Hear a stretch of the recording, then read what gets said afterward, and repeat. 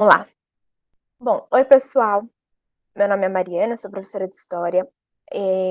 Só para informar quem está assistindo a aula gravada, eu estou gravando essa aula no Meet sozinha, sem ninguém mesmo, óbvio, se é sozinha, depois da aula online que teve no sábado, hoje é segunda. Por quê? O que aconteceu? A titia aqui, que é péssima com as coisas da internet, sério, eu pareço ter 90 anos. Eu comecei a gravar tarde, porque eu esqueci de colocar para gravar. Então, tinha já tomado uns 5 minutos de aula.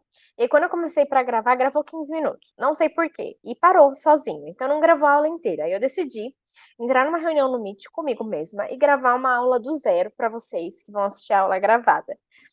Mas eu prometo que não vai fazer nenhuma diferença. Eu anotei as questões que o pessoal chegou a levantar, né, para abordar aqui durante a aula. Que também não foi nada muito profundo, para vocês não perderem as perguntas dos colegas, etc. Para informar, eu tenho que falar tudo muito rápido, porque são 2 conteúdos em uma aula só. Eu vou falar as partes mais importantes. Os slides, eles estão bem detalhados, tem até bastante conteúdo escrito para vocês não se perderem, ficar mais fácil para vocês entenderem.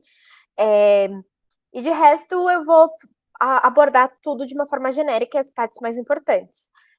Depois, não esqueçam de assistir o slide, a aula gravada, que tudo se complementa. Então, primeiro a gente vai ver a parte da Antiguidade Oriental. Eu comecei mostrando para vocês a parte da linha do tempo, e eu até mostrei aqui uma linha do tempo no slide, mostrando os marcos que quebram os tipos de idade da história da pré-história. O que é importante vocês lembrarem da pré-história? A parte da Revolução Neolítica. A pré-história ela é marcada pelo surgimento do homem e pelo descobrimento da agricultura, que foi a Revolução Neolítica. A Revolução Neolítica é o descobrimento da agricultura.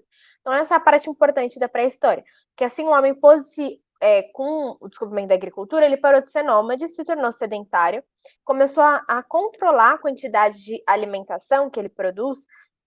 Ele também parou de enfrentar alguns perigos, né, da vida nômade, que você tem que ficar se locomovendo. E a partir da Revolução Neolítica, o homem pôde aumentar demograficamente a sociedade. Então, cada vez mais pessoas iam nascendo, porque agora tem mais alimentos para todo mundo, que não depende da caça, da coleta. E aí, com isso, como a sociedade vai aumentando, a gente vai ter um aumento da complexidade dessas sociedades e o surgimento de instituições que vão regulando ela. Então, pela quantidade de gente, começa a ter hierarquia, começa a ter normas e regras, e aí essa sociedade vai aumentando de complexidade, até que eles desenvolvem uma escrita, que são símbolos padrões que vão demarcar algumas normas, algumas regras, porque existiam normas orais, existiam tradições orais, e isso que marca, de fato, a parte para a história. Isso foi uma adequação dos historiadores. Então, essa parte de mudança de pré-história para a história a gente é demarcado pelo surgimento da escrita. Foi o que eu acabei de falar. E aonde que surge a escrita e por que surge a escrita nesse lugar? Nessa região que a gente chama de crescente fértil. Aqui no mapa, né, chama crescente, porque parece uma lua crescente, e é a região da Mesopotâmia e do Egito. Essas regiões têm 3 rios muito importantes, que é o rio Tigre e Eufrates na Mesopotâmia e o rio Nilo no Egito. Então, como eu falei para vocês, a Revolução Neolítica muda todo o formato da sociedade, porque agora o ser humano ele começa a produzir o seu alimento, e aí, como eu falei, aumenta a demografia e começam a surgir instituições mais complexas. E aí, por causa disso, a gente tem o desenvolvimento da escrita, né? Que ela vai servir para padronizar essas instituições. Então, acontece nessas regiões por causa desses rios. Esses rios tornam essas regiões muito férteis, porque são regiões no meio de desertos. Então, são regiões férteis, onde eles começam a plantar nessas regiões e criarem sociedades ali que vão desenvolver a escrita. A primeira escrita é criada pelos sumérios na Mesopotâmia, e as civilizações na Mesopotâmia são várias, tá bom? Não é só uma. Elas vão acontecendo, elas vão se desenvolvendo ao mesmo tempo que a civilização egípcia. No egípcio é uma civilização só, em todo o período, e na Mesopotâmia são várias que vão surgindo e desaparecem, surgem e desaparecem.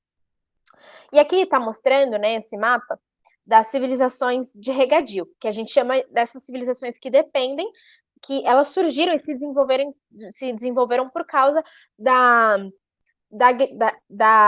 do domínio da agricultura, né, do regadio, por isso que não, elas chamam civilizações de regadio, e toda a sua forma de se organizar em torno disso. Isso que é importante lembrar.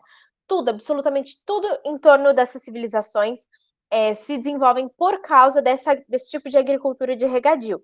Então, a gente tem também no Extremo Oriente, chineses, os indianos, a gente tem também um pouco para cá, né, perto da Europa, são civilizações que se desenvolvem por causa de rios, mas a gente vai estudar só os mesopotâmicos e os egípcios, porque eu quero no vestibular. E a gente tem umas características meio genéricas, tá bom? Então, sempre que vocês forem pensar em antiguidade oriental, vocês têm que lembrar dessas características. Então, além delas serem sociedades de regadio ou hidráulicas, tanto faz, vocês podem ouvir esse nome, a gente tem sociedades estamentais, então aquela sociedade baseada na herança, no sangue, que você não pode mudar. Você nasceu naquele estamento, você nasceu nobre. Seu pai era nobre, você nasceu nobre, você vai ser nobre para a vida inteira, seus filhos e tataranetos e pipipipopopó. Já se você nasceu servo, você vai ser sempre servo e azar o seu. Não existe possibilidade de mudança de estamento. Eram religiões politeístas, eram várias, então eles acreditavam em vários deuses, e eram religiões antropomorfas. No Egito, vocês vão ver que é um pouco diferente, porque é zoomorfo, que é baseado no animal, mas antropomorfo, de uma forma genérica, são deuses que têm características humanas. Então não é um deus perfeito, não é um deus que ele não tem pecados, etc. Não, são deuses que têm vontades, que cometem pecados, que são egoístas, que não necessariamente são deuses perfeitos. Então, eles têm características humanas. São estados teocráticos, então sempre vocês ouvirem teocrático, é que está associado à religião. Então, o Estado e a religião não só se misturam, mas são uma coisa só. A religião, ele não é que tipo existe instituição religiosa e instituição do Estado, eles são juntos. Então, o líder religioso também é líder político. O faraó, por exemplo, no Egito, ele era literalmente como um deus na terra. Então, era uma coisa que se misturava.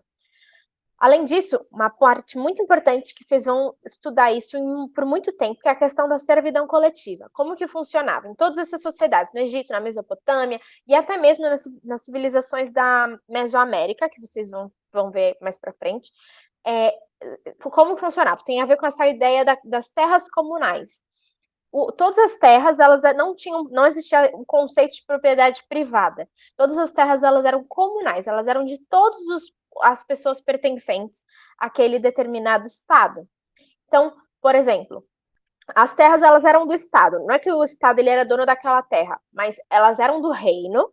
Não é que o rei ele era dono, mas a terra era daquele reino, pertencia ao território do reino, e todo mundo que fazia parte do reino, era súdito, era servo, podia usufruir dessa terra.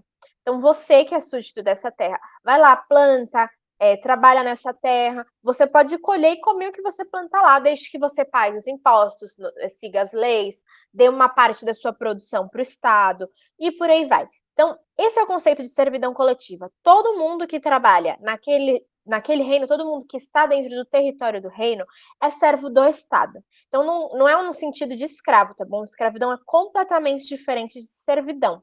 A servidão, ela está associada a uma dívida, ela está associada a você estar preso a um trabalho. Não quer dizer que você é do rei. O rei não pode fazer o que quiser com você. Existem normas sociais também ali. Mas significa que você, enquanto súdito daquele império, tem que trabalhar em troca da infraestrutura, da proteção, da vida, das terras que você usufrui. Então, isso é servidão coletiva. Literalmente, todo mundo, que era dos estamentos mais baixos, né, tinham que trabalhar nisso. E as terras eram comunais, como eu falei, de todo mundo. Todo mundo tinha que trabalhar nela, né? Eram de todas. Você podia ir lá e pegar. Não era tipo, eu sou serva, você é serva, aquela terra é sua, aquela terra é minha. Não, é de todo mundo. E eles também tinham que trabalhar para o Estado, que eram as terras do Estado, que eram partes da produção que iam necessariamente para o rei, para o excedente, para a venda, etc.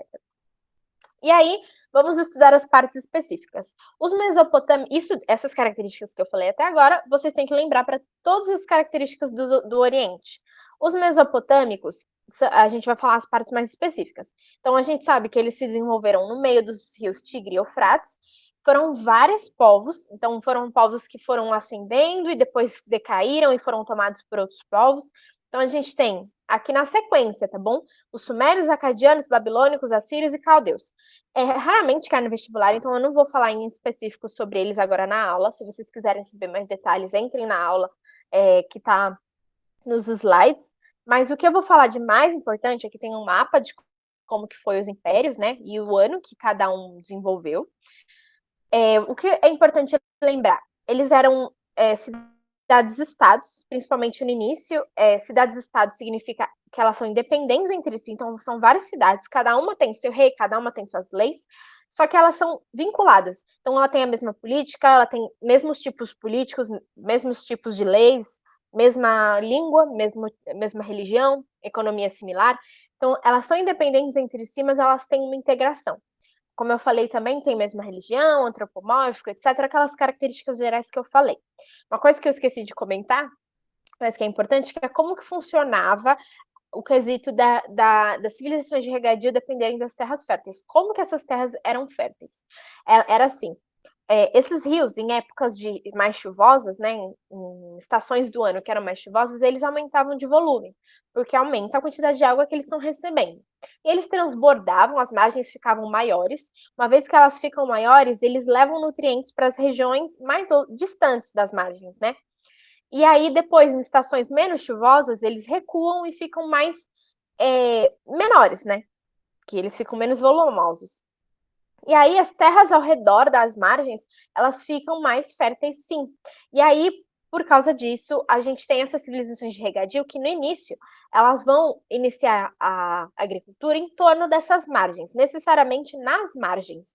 Então, de início a gente tem o desenvolvimento dessas terras pelas margens dos rios, então eles também dependem das estações do ano. Então, em estações mais chuvosas, eles tinham que trabalhar em outras áreas, em outras partes para o reino. Então, eles trabalhavam em construções de prédios, em estradas, durante uns 6 meses do ano, enquanto estava tendo cheia.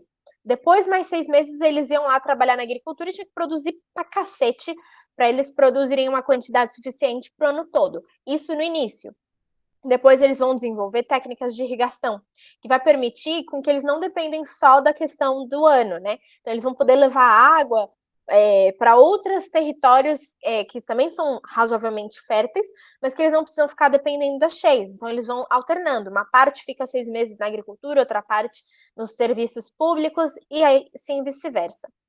Então, isso é uma forma que a gente chama de modo de produção, uma organização de reprodução da sociedade. Então, toda a sociedade ela se organiza em torno daquela produção de alimento. Então, a forma de se reproduzir socialmente, ou seja, a forma como a sociedade se comporta, está em torno da forma que eles estão produzindo aquele alimento. Então, de início, eles dependem da estação do ano, então eles vão alternando tipo, o trabalho. Depois, eles vão ter a irrigação e o aumento demográfico muito grande. Então, eles vão alternando as pessoas. Uma parte fica na agricultura, uma parte fica nos serviços públicos e troca. Então, a organização da sociedade, das normas, fica em torno dessa produção. Então, sempre que vocês me ouvirem falar reprodução da sociedade, é referente a isso, a forma como a sociedade se comporta de acordo com o que ela está produzindo. Então, lembrem disso. Essa parte. Vou falar de uma coisa da sociedade mais importante que a gente considera, dos mesopotâmicos, que foi a civilização babilônica. Tem uma peculiaridade que foi durante o império do imperador Hammurabi. Ele criou um negócio que a gente chama de Código de Hammurabi, que é essa pedra gigante com várias escritas nela, onde a gente tem várias leis. Então, são as primeiras leis escritas. Essa é a importância do Código de Hammurabi, as primeiras leis escritas. E por que isso é importante? Existiam leis antes? É claro que sim, só que eram leis orais. Eram leis que não eram padronizadas. Existia um consenso. Então, tipo, matar era proibido, roubar era proibido. Porém, na hora da jurisdição, quando você era julgado por um determinado crime, isso podia ser alterado, isso podia ser relevado, dependia do que era contado ou não. Com o Código de Hammurabi, a gente tem o início de uma padronização de leis escritas. Isso é muito importante, né, para o desenvolvimento de instituições jurídicas. Só que é engraçado que o Código de Hammurabi ele é chamado de o código de fato, o conceito do olho por olho, dente por dente. Porque tem coisas assim escritas como você roubou um porco, seu porco vai ser roubado também. Você cortou o braço de alguém, seu braço vai ser cortado também. Você foi morto, você matou alguém, você vai ser morto. Então, eram umas leis bem assim, literais. Mas tem a ver com todo o conceito da época, de justiça, etc., das tradições. Mas, enfim, a importância dele, dessa pedra gigante cheia de escritos, que foram as primeiras leis escritas. Então, sempre vocês lembrarem dos mesopotâmicos, lembrem dos babilônicos e do Código de Hammurabi. Aí do Egito. O Egito, vocês conhecem, né? Aquele monte de pirâmide e escultura. O Egito foi um império gigantesco. Diferente dos mesopotâmicos, como eu falei para vocês, os mesopotâmicos eram um império reduzido e era um império, quer dizer, reduzido não, eram vários impérios, eram vários povos. O Egito, desde o início, foi um império só. Claro que tiveram várias mudanças, aumentou, diminuiu, tomou território, foi tomado, enfim. Mas sempre foi um império único. E o Egito também tem as mesmas características gerais da Mesopotâmia, das antiguidades. Só que o Egito foi o primeiro a dominar a questão do regadio, da irrigação. Então, depois, os mesopotâmicos também desenvolvem, só que eles foram as primeiras sociedades a desenvolver o regadio. E a peculiaridade deles está na questão do conceito de vida após a morte e de ressurreição. Então, para começar, aqueles templos que eles criam, aqueles sarcófagos gigantes de pirâmides, a gente tem, principalmente porque eles acreditavam que quando você era morto, você podia ainda viver depois da vida, existia uma vida após a morte. E, mais do que isso, você podia voltar, dependendo da situação. Então, por isso que os faraós, os nobres, eles eram enterrados em templos gigantescos e eles eram mumificados. Por isso que eles faziam as múmias, etc., porque eles acreditavam que se você fosse voltar, seu corpo tinha que estar conservado.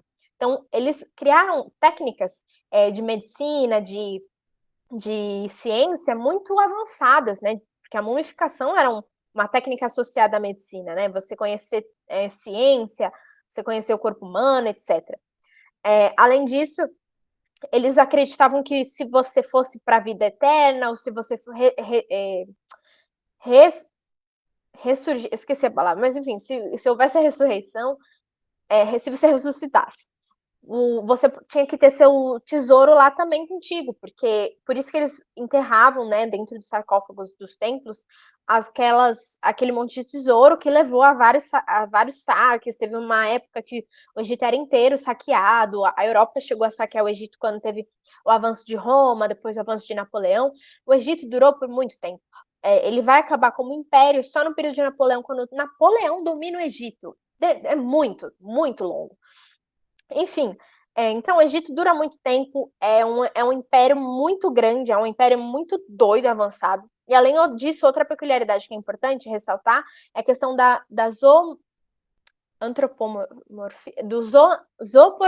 ai meu Deus, do zoomorfismo, que é o conceito de que os deuses tinham características animais. Então a esfinge, que era meio humana, meio leão, o Anubis era meio cachorro, meio humano. Então os deuses eles tinham essas características animais. Lembrando que nesse período todo o conceito, eles tinham conhecimento de alguma coisa de astronomia, de matemática, de arquitetura, todas essas sociedades, mas eles ainda sempre associavam a parte religiosa à natureza. Então, o deus Sol, um deus representando o rio e etc. Enfim, além disso, tem outras sociedades que elas vieram pouco depois, não pouco depois, elas aconteceram no mesmo tempo, mas não foram as primeiras, de fato. As primeiras foram os mesopotâmicos e o Egito. Logo depois a gente tem o desenvolvimento dos fenícios, dos hebreus e dos persas. Os fenícios são importantes porque eles foram os primeiros a criarem um alfabeto. Escrita é diferente de alfabeto. Você criar um padrão de alfabeto é bem diferente de você criar símbolos representando escrita. Então, os fenícios são a sementinha do nosso alfabeto do lado ocidental. Além disso, eles eram diferentes dos povos dessa região, porque eles realizavam comércio em todo o Mediterrâneo. Tem um mapinha, eu acho. Aqui, esse mapa embaixo, esse último, com várias setinhas, mostra a imensidão do comércio fenício. Eles faziam comércio com toda a Europa, com o norte da África. Eles tinham um comércio bem grande, eles baseavam-se no comércio. Os hebreus, aqui do lado esquerdo, a gente tem. Eles foram importantes porque, com toda aquela história bíblica, não sei se vocês conhecem muito bem, eles que deram origem ao reino de Israel, ao reino de Judá. E eles são importantes porque eles vão ser os primeiros povos a darem início a uma religião monoteísta, que eles acreditam em um Deus só. Então eles vão dar origem àquelas 3 religiões que a gente conhece hoje, que é o cristianismo, islamismo e o judaísmo, as 3 religiões iniciais monoteístas, que até então eles acreditavam em vários deuses, né, as outras sociedades, e eles são os primeiros que vão acreditar em um Deus e dar início às religiões monoteístas. E o Império Persa ele é importante porque ele foi um dos maiores impérios do mundo. Aconteceram várias coisas durante o Império Persa, mas eles basicamente a importância deles é a relação do Ocidente com o Oriente. Então, como eles foram tão gigantes, eles uniram porque eles eram um império, digamos, pacífico, entre aspas, eles tomavam território e não massacravam esse território, deixavam eles manterem suas tradições locais, etc. Então, por causa disso, foi um império com uma diversidade cultural muito grande, que unia vários costumes asiáticos e do Ocidente também. Enfim, aqui, para quem não sabe, para quem não assistiu, assistam não, leiam os slides, porque eu coloco várias referências de One Piece, de outros filmes, sempre vou colocar. Para quem não sabe também, o arco de Alabasta é baseado no Egito e no Oriente Médio, juntos. Cada cidade de Alabasta representa uma coisa. Enfim, não faz parte da matéria, mas é importante e é legal. Assistam One Piece, eu amo. Caramba, pera que vamos para outra parte. E aí, para a gente terminar, a gente vem aqui para falar sobre as civilizações coloniais na América. Primeiro de tudo, que é mais importante, não são períodos juntos. Então, as civilizações na América, a gente vai estudar num período que a gente fala que é lá para o fim do feudalismo na Europa, início da Idade Moderna. Então, são coisas diferentes. A gente não está falando da antiguidade, não, na América, tá bom? A antiguidade na América ela é pouco estudada e não cai no vestibular. Então, a gente não vai falar sobre isso. Eu até coloquei aqui no início como que o ser humano chega na América, as teorias, que são meio por cima, isso já não cai mais hoje no vestibular, mas é bom para vocês saberem. Só que não faz parte de estudos da antiguidade. A gente está falando de um período já quando os portugueses, os espanhóis chegam aqui na América, então é bem para frente. Só que eu coloquei na mesma aula porque elas têm características similares e depois porque a gente vai por esse caminho. Mas não é no mesmo período, tá bom? Tomem cuidado para não acharem que os maias, os astecas, os incas são da antiguidade. Não são. Então, aqui tem um mapa de como eram mais ou menos as civilizações na América quando Cristóvão Colombo chega aqui na América. Então, eram várias. Só que a gente vai estudar basicamente 4, que são as que mais caem no vestibular, mas são várias, tem histórias muito surreais, muito legais, que a gente, infelizmente, estuda muito pouco a parte dos indígenas, mas a gente vai abordar aqui mais ou menos uns conflitos. Enfim, eram muitos, e antes deles tiveram também milhares de civilizações antigas na América que a gente não estuda muito, muito menos para vestibular.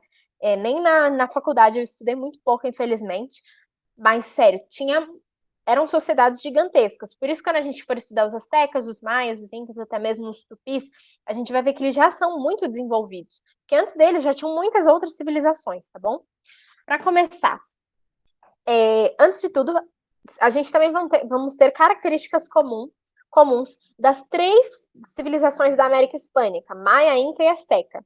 Então, os tupis eu vou deixar à parte, que eles são diferentes, mas esses 3 também têm aquelas características comuns. Então, politeísmo, servidão coletiva, as terras comunais do Estado teocrático, sociedades estamentais. Aquelas características que a gente abordou da antiguidade também acontecem nesse período, só que de uma forma local diferente. Então, para começar, os maias, eles ficavam na região aqui está escrito maias. Eles ficavam na região da Guatemala, onde é a América Central, mais ou menos, e em várias ilhas. E eles eram cidades-estado. Lembra que eu falei para vocês sobre cidades-estados? Que eram independentes entre si, tinham governos próprios, mas que tinham relações intrínsecas. Eles também eram sociedades guerreiras, eles também tinham templos, eles tinham escrita, que eram os hieróglifos, que também, inclusive eu não falei, mas no Egito também eram hieróglifos, que são símbolos e desenhos. Então, é uma escrita baseada em desenhos e símbolos, mas não é um alfabeto. Também tinha um politeísmo, eles tinham uma arquitetura bem desenvolvida, eles realizavam muitos sacrifícios associados aos deuses, que eu vou falar disso mais para frente. Então, pirâmide aqui também muito famosa, lá no México.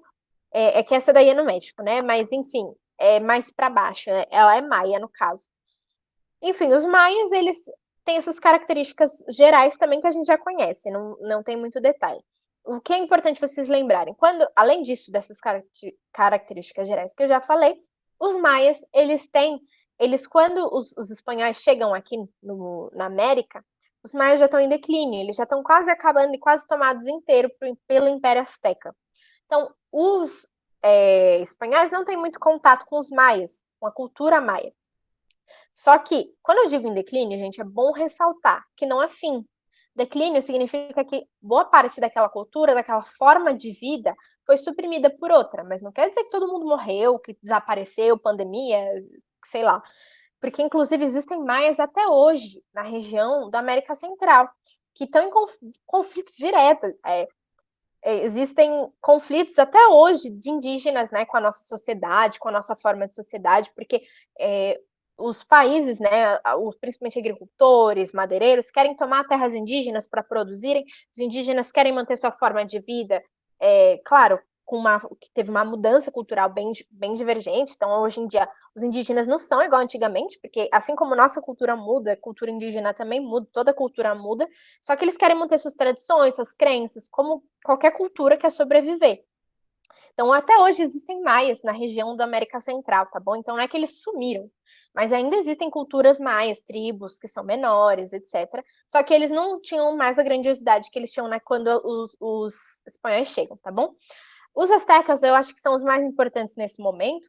Eles são os que mais caem no vestibular, pelo menos. Importante, eu digo querendo dizer isso, tá bom? Não que um é mais importante que o outro. Os astecas, eles eram o maior império daquele período, quando os espanhóis chegaram aqui. Eles foram o maior império indígena na América. Sempre vocês lembrarem dos astecas, lembrem de Tenochtitlan, que era a capital. E a importância dos astecas tem a ver com a organização complexa política que eles tinham. Então, eles eram um império enorme, que estavam na região do México, eles tinham tomado todo o México e estavam descendo para a América Central, quando os espanhóis chegaram. Eles eram uma organização, tinham uma organização militar muito forte e tinham muitas cidades urbanas. Isso que é importante.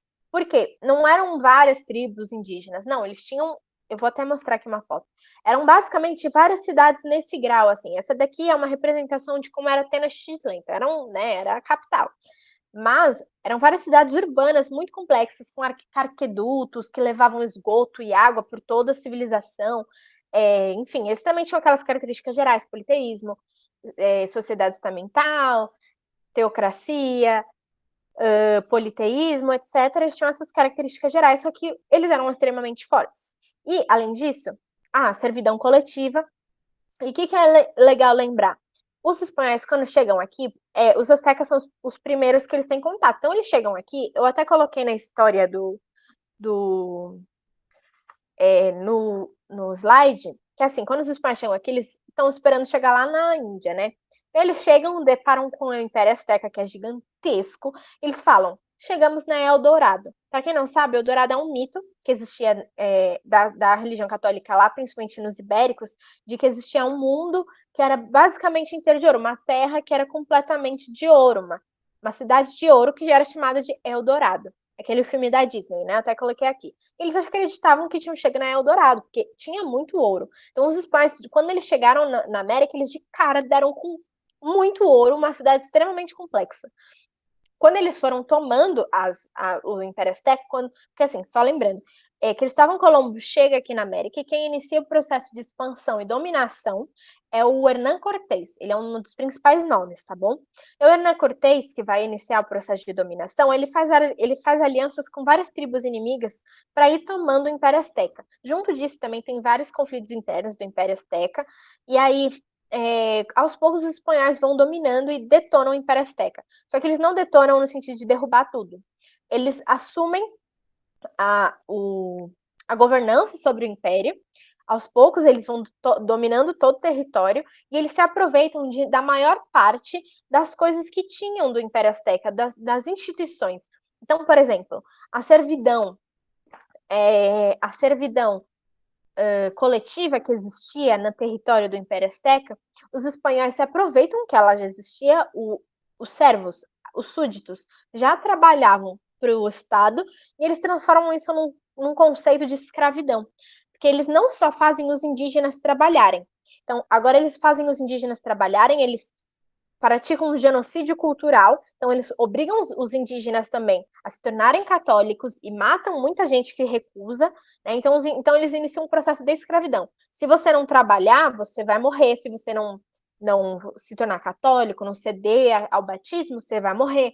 Então, inicia um processo de todo um sistema de produção baseado no trabalho escravo indígena, que eles se apropriam da servidão coletiva que já existia no Império Azteca. Além disso, tem vários impostos que existiam no Império Azteca que eles se apropriam também, que eu vou explicar mais para frente, relacionado ao Inca. Enfim, então, na América Hispânica, eles dominaram basicamente toda. Foi basicamente escravidão indígena. Então, sempre que vocês pensarem no Império Hispânico, é a escravidão indígena que vocês têm que lembrar. Aqui no Brasil, a gente lembra a maior parte da escravidão negro-africana, mas também teve muita escravidão indígena, muito, do começo ao fim. Não teve essa, tipo, o português não escravizou indígena, eles eram. Não, eles escravizaram indígena também. Só que lá na América Hispânica houve todo um sistema de produção baseado na escravidão indígena. Também tinha escravidão negro-africana, mas em menor proporção, ao contrário daqui, que também a proporção foi maior para negro-africana do que para indígena, mas ocorreram os dois nos dois, ok? Só que lá é maioria indígena. Enfim, os sacrifícios. Todas essas sociedades que a gente está estudando aqui na América, eles faziam sacrifícios. Essas pirâmides, algumas eram de templo, algumas eram administrativas, algumas eram casas nobres, enfim. Só que tinha algumas que eram de sacrifício. Por quê? Como eu falei para vocês, os deuses eram associados à natureza, então se acontecia algum conflito de natureza, por exemplo, estiagem, eclipse, alguma coisa do tipo, eles acreditavam que esse deus estava se revoltando contra eles, então eles realizavam um sacrifício para pedir o perdão. E esses sacrifícios, eles eram sempre ritualísticos, né? Então era uma coisa associada à religião, não era uma coisa bárbara. Mas vocês vão ver que também vai acontecer aqui no Brasil. Quando os espanhóis chegam, eles relatam esses sacrifícios como se fossem uma coisa bárbara, como se fosse uma coisa contra a civilização, né? Como se fosse eles utilizam isso como uma das desculpas para eles realizarem um processo de colonização, porque eles estão levando a civilização para esses lugares. Então, esse discurso vai ser sempre usado durante o processo de dominação europeia. Aí, dos astecas, é isso, os incas, a última civilização que teve contato com os europeus. Então, foram primeiro os astecas, depois eles conheceram, não chegaram a conhecer muito bem os maias, eles foram descendo e conheceram os incas. Os incas ficavam nas cordilheiras, isso em toda a montanha.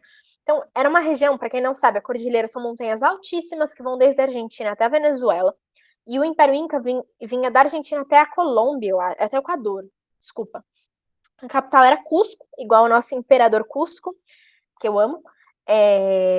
Tanto que a nova onda do imperador é sobre o Império Inca, tá bom? Assistam que vocês vão depois associar ao que a gente está aprendendo.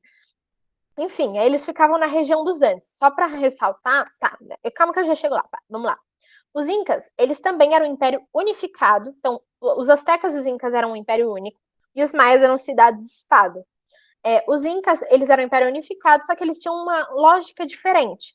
Por quê? Eles, como vocês podem ver na foto, aqui é Machu Picchu. Machu Picchu foi uma das cidades incas que foi encontrado já um sítio arqueológico de visita turística. Mas as cidades eram como? Eram assim, no topo da montanha. Então, para começar, a produção já era diferente. Eram produções em níveis, eles foram a primeira sociedade na América a descobrir a agricultura em nível, que é aquela agricultura de altitude. Eles tinham também a pecuária associada a altitude, então alpacas, bodes, etc. Mas como que funcionava a integração desse reino? Eram várias cidades com várias etnias, porque você imagina, não é a mesma cultura lá do Equador e a mesma lá do sul da Argentina, é diferente, as etnias eram diferentes, mas todos pertenciam ao mesmo império, às mesmas normas, umas culturas similares, mas as línguas às vezes podiam ser um pouco diferentes, mas eram similares. Mas como que funcionava? Eram cidades que não eram pequenas, tinham uns 200, 100, 200, 300 300 pessoas numa cidade só, e eles tinham uma hierarquia interna que funcionava para o reino também. Então, era como se o imperador concedia, mas não era que uma concessão, né? Era uma coisa associada à tradição. Dentro de cada cidade tinha uma hierarquia local. Então, por exemplo, existiam pessoas dentro da cidade que eram servas coletivas, mas que elas faziam parte da administração colonial. Então, essas pessoas recolhiam impostos, essas pessoas também organizavam os estoques que vão ir para o império, organizavam as expedições de comércio. E aí o imperador mandava várias pessoas que representavam o governo central, né, lá de Cusco, para ir passando recolhendo impostos dessas outras cidades, que essas pessoas levavam lá para o Império Central.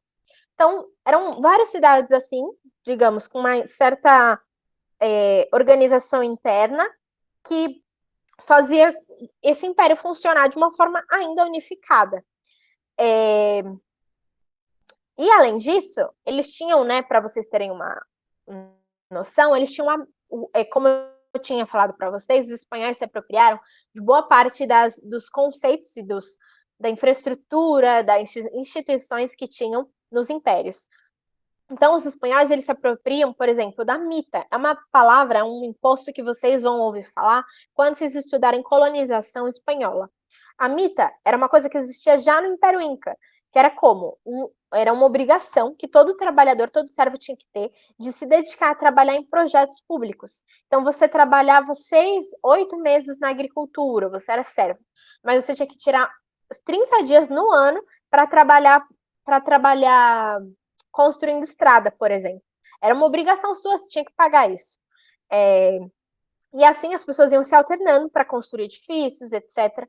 E os espanhóis mantêm a mita, por exemplo. Quando eles escravizam os indígenas têm que trabalhar nas terras, eles são propriedade dos senhores também.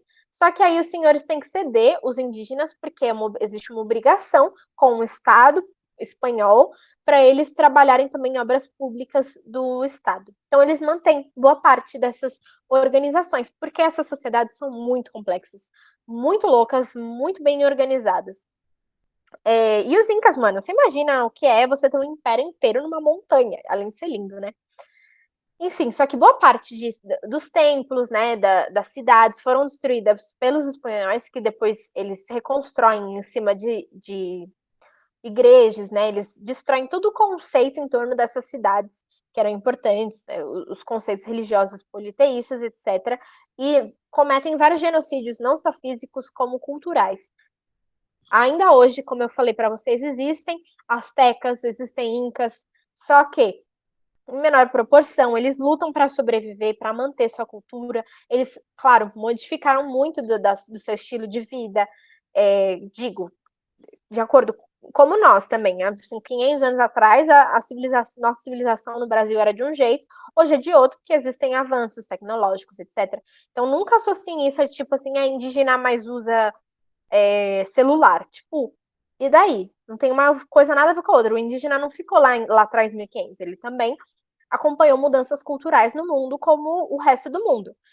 Só que ele ainda quer manter suas tradições, ele quer manter as suas crenças religiosas e quer manter sua terra. Só que eles estão em constante luta, isso em toda a América. Todos os indígenas na América estão em constante luta para conseguir sobreviver, nesse sentido de manter sua cultura, tá bom? Então, vamos respeitar e sempre acompanhar as causas indígenas também. Para a gente acompanhar as causas indígenas, o mais próximo de nós são os tupis. Os tupis são várias. Tupi é uma etnia de língua. Não etnia, eu não sei falar direito, desculpa, sobre essa parte sociológica. Mas é uma linguagem. Tupi é uma linguagem. E existem vários tupis. Tem o tupi-guarani, tupinambá. E eles eram, no período quando os portugueses chegam no Brasil, a maior etnia linguística daqui do Brasil. E são os indígenas que vão ter contato com os europeus e a maior parte que vai ser escravizada. Então, os tupis, diferente do resto da América, eles têm os tupis não, a maioria dos indígenas no Brasil, eles têm um tipo de vida diferente. Então, são sociedades menores, mais organizadas em tribos. Ai, não tem foto aqui. Não coloquei, desculpa. Mais organizadas em tribos pequenas, onde não tem hierarquia, prestem atenção. Hierarquia é diferente de divisão de trabalho. Então, existia divisão de trabalho baseada no gênero, na idade, na função. Então, mulheres ficavam trabalhando nos afazeres domésticos, na organização das tribos, na agricultura, que eram agriculturas bem simples, e os homens saíam para caçar, faziam guerra. Os tupis, diferente também das outras sociedades, eles eram mais associados à caça-coleta e pouco de agricultura, era mínima de agricultura que tinha, porque a gente está no meio de florestas tropicais que tinham muitos recursos, né? Então, existia essa divisão baseada no gênero, existia, por exemplo, o xamã, que era o líder religioso, existia o cacique, que era o líder militar. Então, quando era necessário, eles chamavam o cacique, chamavam não, né? O cacique que ia lá fazer diplomacia com as outras tribos, que realizava guerras, que tomava decisões de estratégia. Só que não quer dizer que ele está acima de alguém, que os outros têm que pagar imposto para ele. Eles estão num tipo de vida social que não existe superior a ninguém. São só funções distribuídas às pessoas. Então, eles viviam nesse tipo de vida. A economia eu já expliquei, né? E, enfim, como eu falei também, a religião também era politeísta, baseada nos conceitos da natureza, aqueles conceitos clássicos. Não tinha Estado, não existia uma organização estatal. Era uma organização administrativa menor, né? Tipo, de forma pessoal, principalmente de clãs familiares, clãs de associação. Então, eles viviam em guerra, tá bom? Então, sempre tinha guerra por recursos, por território. Então, eram civilizações de guerra, e isso leva a uma coisa que é importante também, que é a questão do ritual. Como eu falei para vocês, todas essas sociedades faziam rituais, mas tinham algumas que faziam rituais antropofágicos, que é quando você come pessoas, come carne humana. Parece esquisito pra gente, mas vamos tirar o nosso preconceito, vamos tentar entender esse conceito ritualístico, como que acontecia. Vou colocar essa imagem aqui.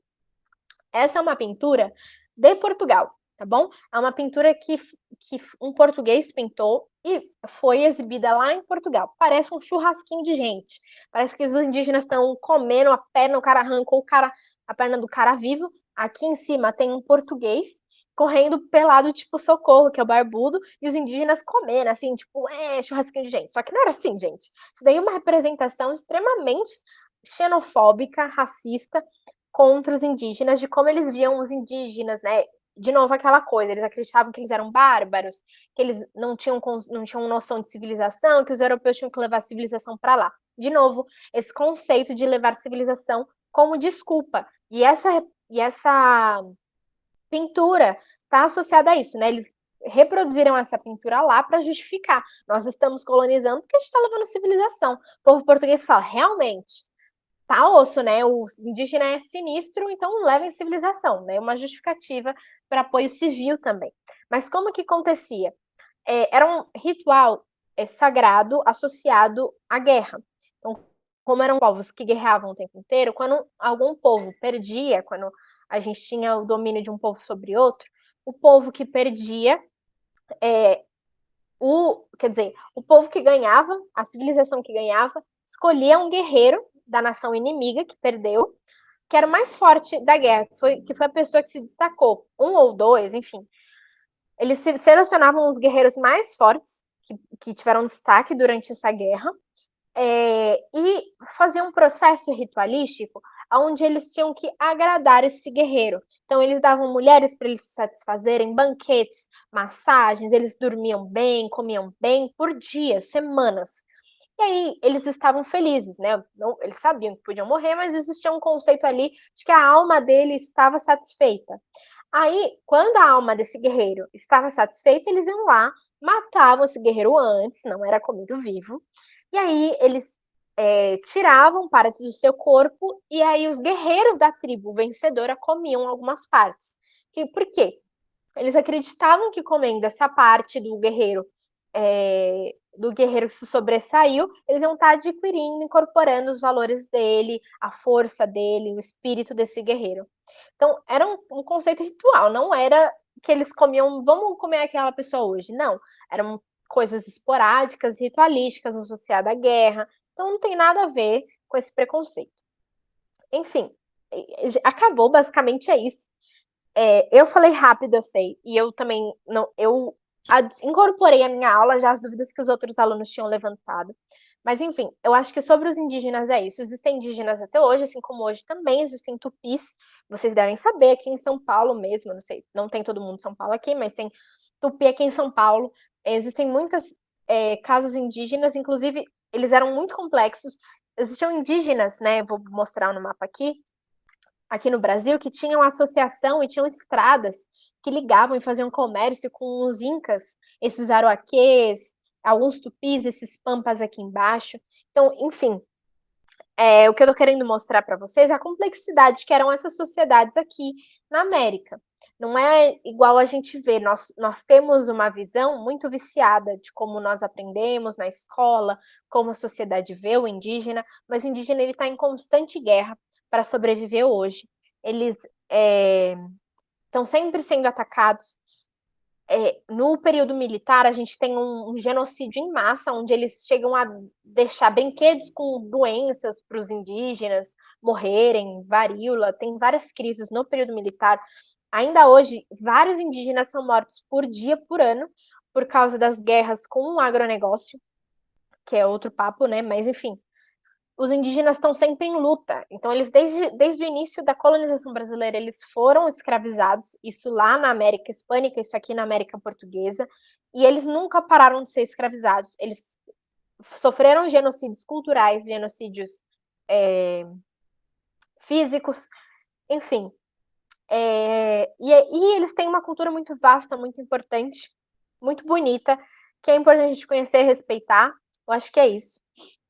Aqui eu coloquei a referência, né? O Imperador Cusco, que é baseado, né? Ele é um imperador inca, ele ficava em Cusco.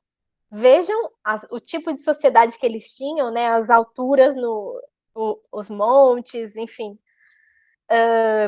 E a gente tem também um arco de One Piece que é baseado na história do Eldorado. Eu não vou contar porque é um spoiler do cacete se eu contasse, mas é baseado no Eldorado fiz o desenho tem uma parte que é inteira baseada na arquitetura do Império Azteca. É muito massa, assistam. Eu amo a Disney, óbvio, e amo One Piece. Enfim, gente, eu acho que é isso. Desculpa estar regravando tudo sem os amigos aqui. E eu espero que vocês gostem da aula. Qualquer dúvida, chama no zap, pode ligar. Os amigos também tinham indicado algumas séries na Netflix, como Guerras do Brasil, que é uma série com 5 episódios de 25 minutos que falam de várias guerras do Brasil. Cada episódio é uma guerra. Então tem a guerra dos indígenas, a guerra dos negros, a guerra do Paraguai. São 5 guerras, eu não lembro exatamente quais. Enfim, é isso. E é isso. Acho que qualquer dúvida, estamos aqui, viu? Boa aula para vocês. Vou parar de gravar. Um beijão.